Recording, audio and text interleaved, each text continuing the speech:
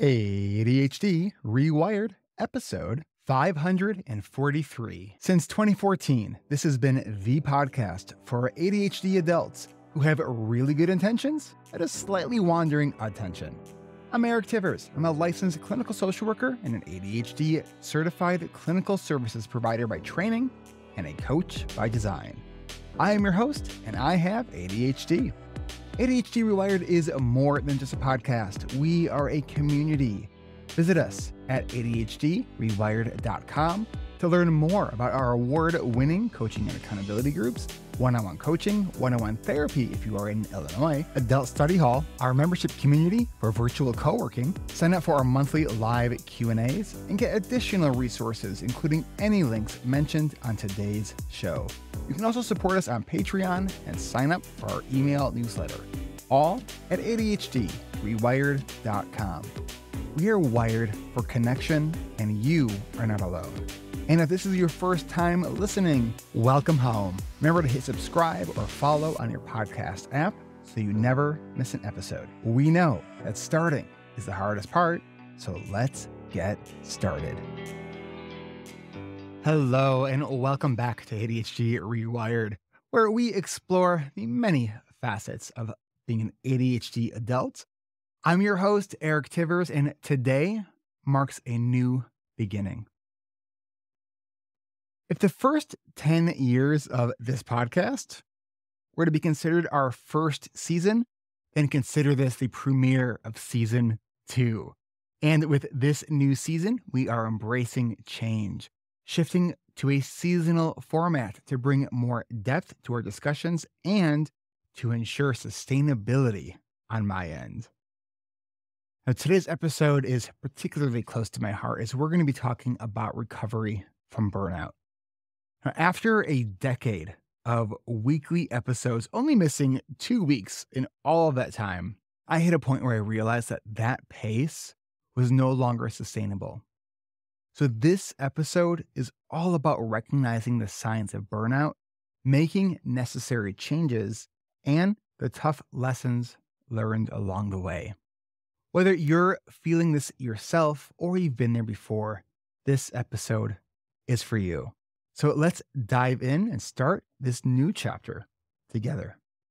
I think we often hear this phrase kind of thrown around, I'm so burnt out. But understanding what burnout is really important to understand the complexities of it, as well as understanding what we can actually do about it. So when we think about burnout, we can define it basically through 3 distinct areas. One is emotional exhaustion. Number 2 is depersonalization or cynicism. And then 3 is a reduced personal accomplishment. So let's break these down a bit. So the first one, emotional exhaustion. Now, this is not just the feeling of being tired after a long day. It's about feeling so drained and depleted that the usual means of recovery, like a good night's sleep or a weekend off, just doesn't really cut it anymore. It's a deep-seated fatigue that impacts your ability to engage with life fully. And as I've shared on past episodes before the break the last couple of weeks or months, however long it's been, that's kind of where I was, where I have been really kind of pushing away, pushing down that feeling. And after a while, it just became unsustainable.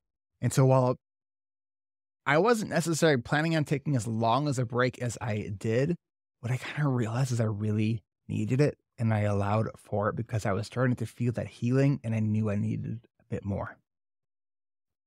So yeah, that emotional exhaustion piece, it's way bigger and it kind of encompasses everything. And kind of unlike our ADHD, I think that for me, that emotional exhaustion of burnout was not something that felt inconsistent. It was this ever-present, always there feeling that, I guess to a certain degree, I was getting used to. And that is a problem. All right, the second thing talked about is depersonalization or cynicism. Now, over time, constant stress can lead to a growing detachment from our work and the people around you. You might even find yourself developing a negative, even cynical attitude towards tasks and interactions. It used to be either neutral or even positive. This was definitely happening to me. There are so many things in my work with ADHD rewired that I do truly love. And I kept finding myself as I was showing up to do, whatever the given task was, I was having so much resistance and things were taking me so much longer. And I just was kind of lacking that sort of energy and vitality that I brought with just so much of the work for so many years.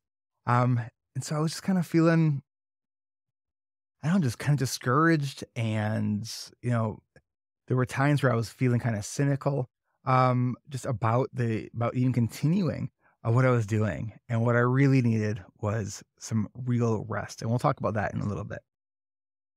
The other piece was around understanding burnout is this kind of overall just reduced personal accomplishment.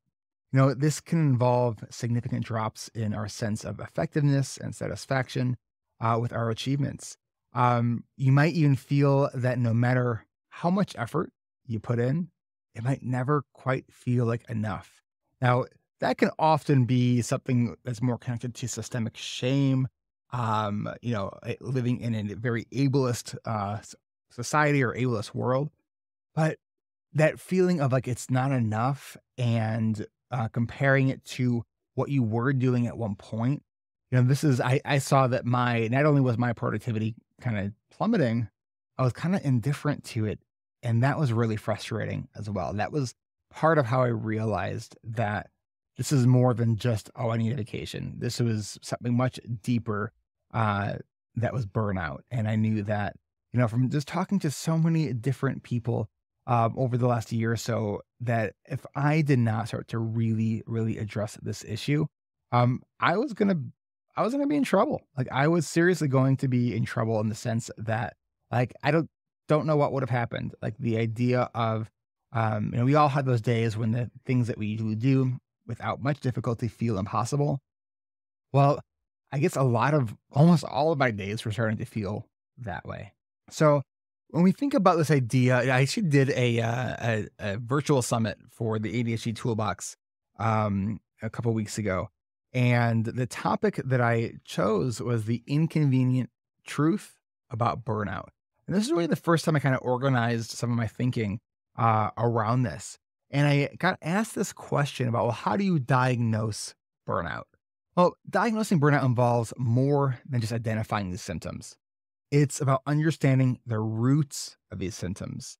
Now, therapists like myself or other therapists out there can play a key role here, helping to rule out other conditions like depression or anxiety, which can absolutely have overlapping symptoms. Looking for patterns of chronic stress and emotional fatigue and assess factors in your workplace, as well as your ability to recharge when you're not working. You know, I think I was really starting to experience burnout probably early 2020, when at the very beginning of 2020, before COVID, I knew that I was going to be getting divorced. And, as I share a lot on the podcast, I also, for me, there's always this kind of line between what do I share of myself that is helpful for others. And if I'm still kind of working through and processing something, for me, I really try to sort of keep that closer to the chest until whatever the issue is kind of more in the rearview mirror and I've made some peace with it. So a lot of things that have happened over the last handful of years, I have kind of kept a little bit closer to the chest than maybe what I usually would. I guess the feeling that I would describe is that I was feeling burnt out, and because needing to keep the business going, with this impending divorce, knowing the finances were going to be tight, I just kind of said, "This is not a good time to be burnt out," and literally just kept pushing it down. And the way this analogy that I've come up with, this metaphor is, it felt like I kept scarring over burnout scars, right? So you rescar the same thing over and over again, you kind of start to feel numb. I went on in 2024. I went on a vacation.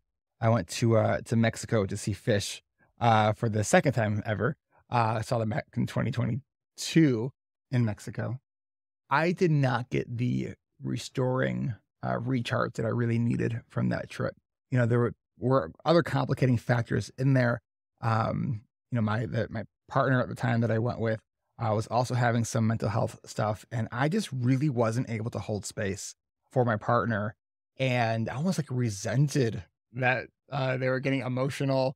And we I've reconnected, but we took some time apart, but we have reconnected.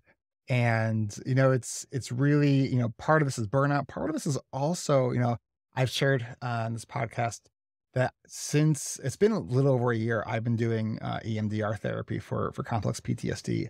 And so all these kind of factors combined is that I realized that even though I have the ability to be emotionally sort of present and hold space, I didn't have the capacity. That capacity had really become increasingly diminished.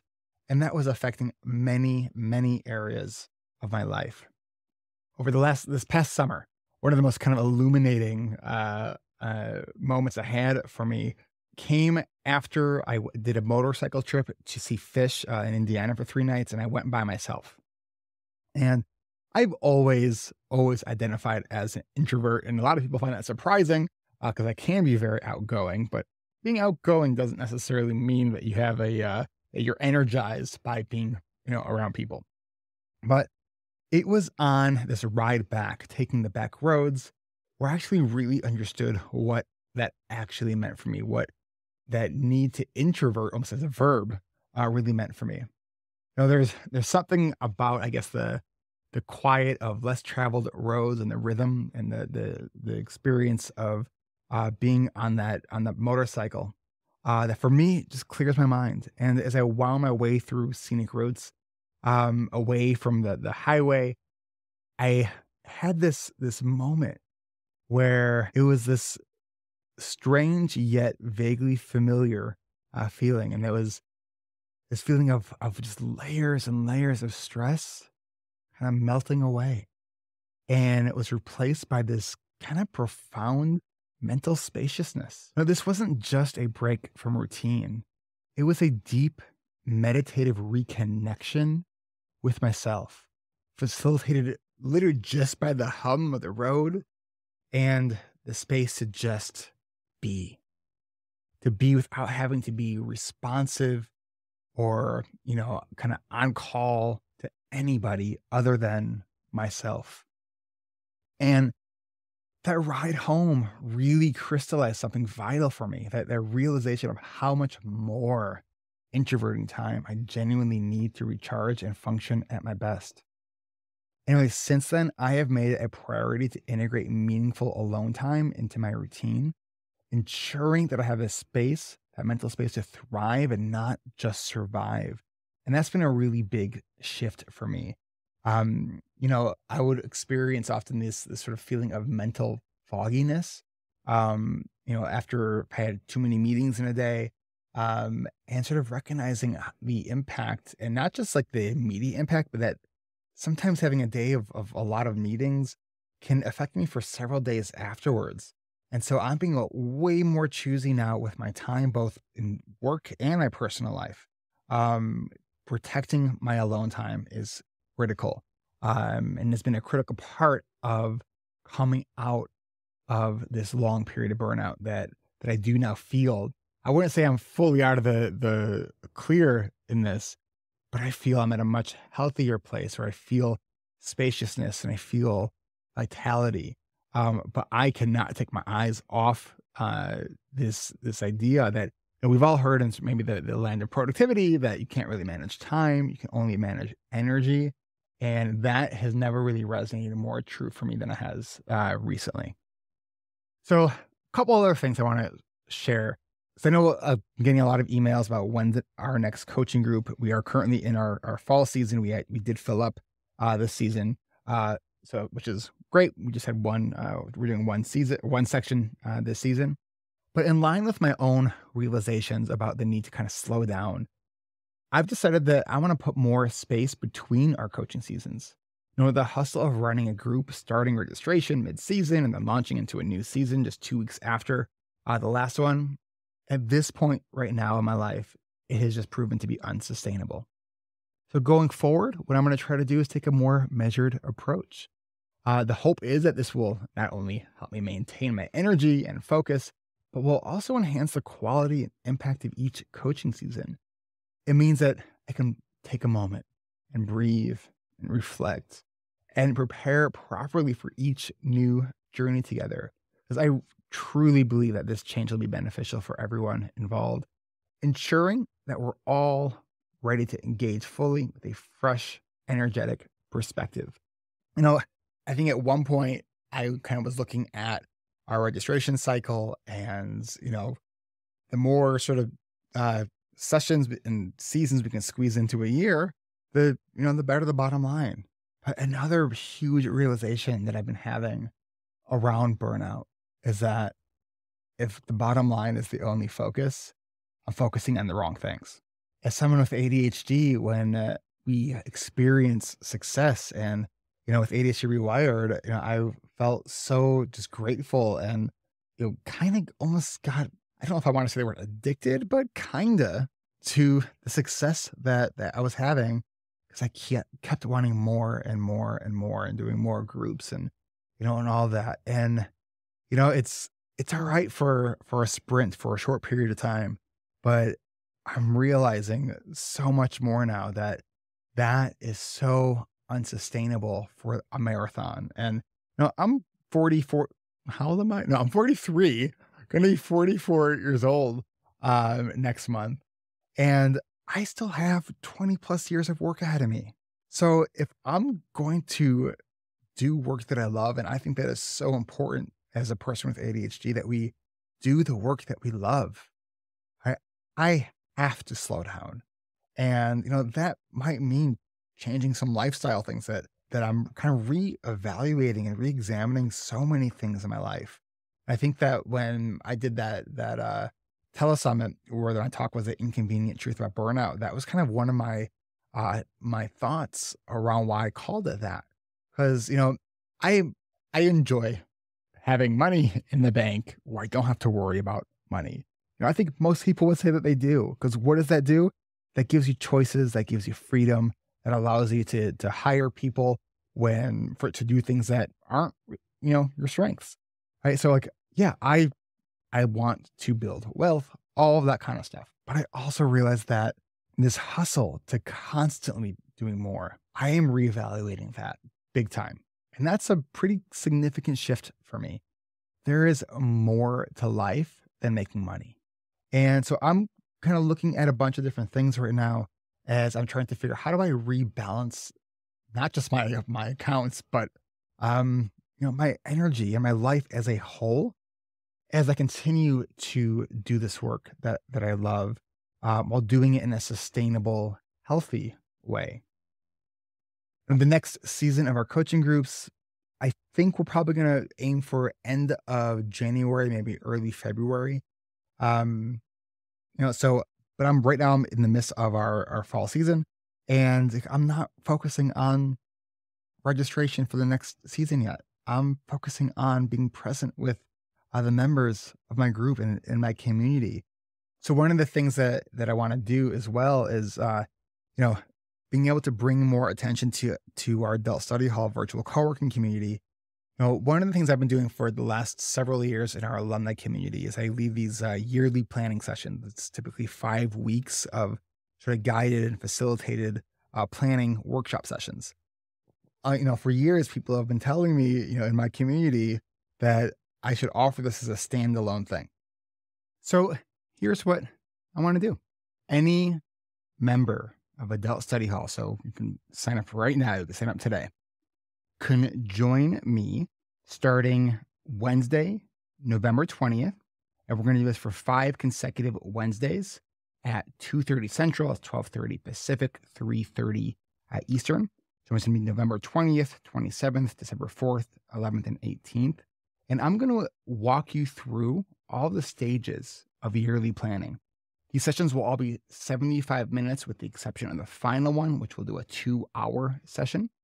But I'm going to tell you that our yearly planning sessions are extremely popular because they are effective.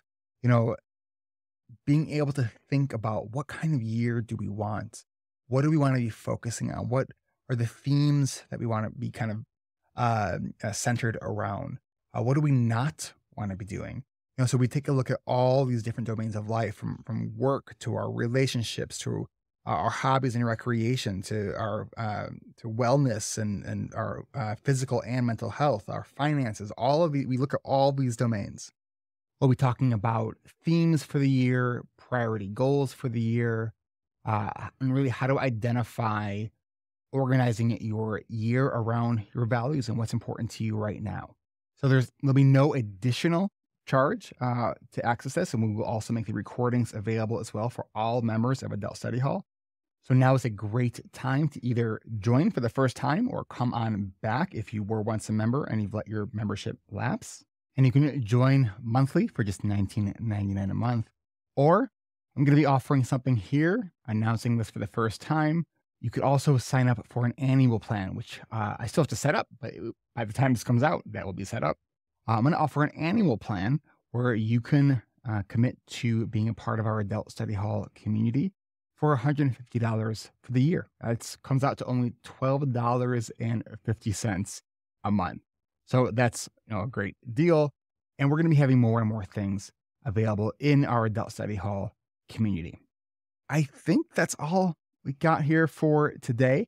I will be back in 2 weeks. I'm also in the process of hiring, interviewing a couple overseas editors to get a pace back so we can get some content out there. Because look, I do love creating this podcast. I'm just looking to kind of rebalance life, and so I want to encourage you to join me for our Adult Study Hall annual planning that we're doing, and maybe I can help you rebalance your life as well. Hey, and if this is the first time you've ever heard this podcast, just know this is actually not a typical format, although I may potentially do more solo episodes. I'm not sure yet. I do have a bunch of recorded episodes that have not been released yet. But either way, I want to welcome you, and I'm glad that you found this. If you are a returning listener, you've been listening for a while, thank you so much for all of your support. You can also provide additional support for this work, either by becoming a patron, by going to our website, go to patreon.com/ADHD rewired. And you can even join us for a monthly coaching call that we do on the fourth Tuesday of every month at 3 p.m. Central. And while the podcast has been on break for a little bit, we have still been doing our live Q&As, and our next one is this coming Tuesday, November 12th, and we do it at 12:30 p.m. Central. That's 10:30 a.m. Pacific, 1:30 Eastern. And you can sign up for that at ADHDrewired.com/events, or just click on the events tab at the top of the page. And if you haven't left a review yet on Apple Podcasts or any podcast app that accepts those reviews, I'm always appreciative of that. Hey, if you are going to the CHAD conference, the International Conference on ADHD, which is next week in Anaheim, I will be there. So come say hello. I'm giving a talk about accountability.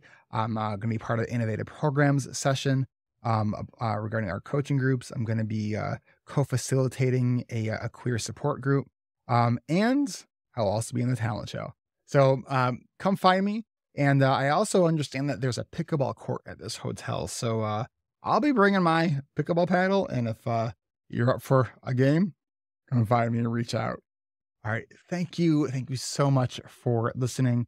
And for all of your well wishes. I've heard from so many of you during this extended break.